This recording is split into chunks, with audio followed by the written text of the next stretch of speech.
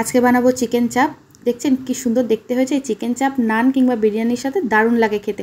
তো চলুন রেসিপিটা দেখা যাক। এখানে আমি কড়াইটা হালকা গরম করে তার মধ্যে জায়ফল, জয়িত্রী, এলাচ, লবঙ্গ, দারচিনি, গোলমরিচ সব একটু ভেজে নিয়েছি।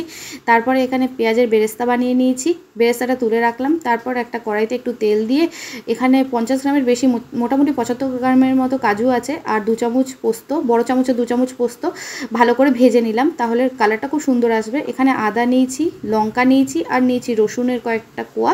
তারপর ভালো করে একটা পেস্ট বানিয়ে নিয়েছি। এবার করব চিকেনটা ম্যারিনেট। চিকেনের পিসগুলো কিন্তু বড় বড় নিতে হবে চাপের জন্য।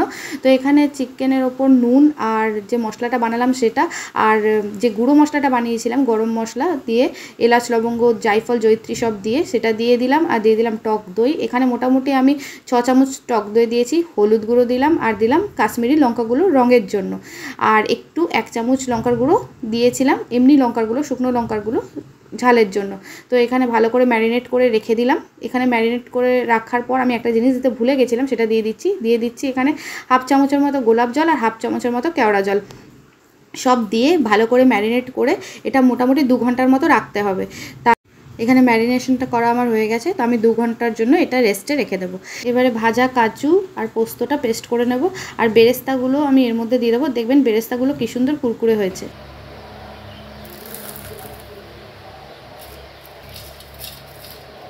দেখলেন বেরেস্তাগুলো কী সুন্দর করকরে হয়েছে। এই রকমভাবেই বেরেস্তা বানাতে হবে।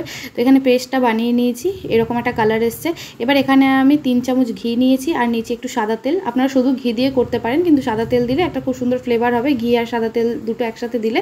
এবার এই চিকেনগুলো একটা একটা করে নিয়ে আমি ডিপ ফ্রাই করে নেব, তাহলে খুব সুন্দর হবে এর ফ্লেভারটা। তো এখানে আমি এটা ডিপ ফ্রাই করে নিচ্ছি চিকেনগুলো।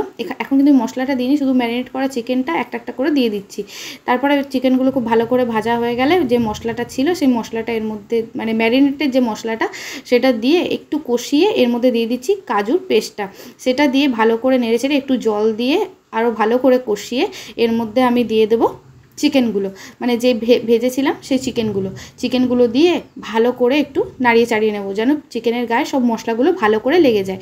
এবারে একটু জল দেবো যেন কাজুর পেস্টটা নিচে লেগে না যায়, আর একদম কম আঁচে এটা করতে হবে, তা নাহলে কিন্তু কাজুর পেস্টটা নিচে লেগে যাবে।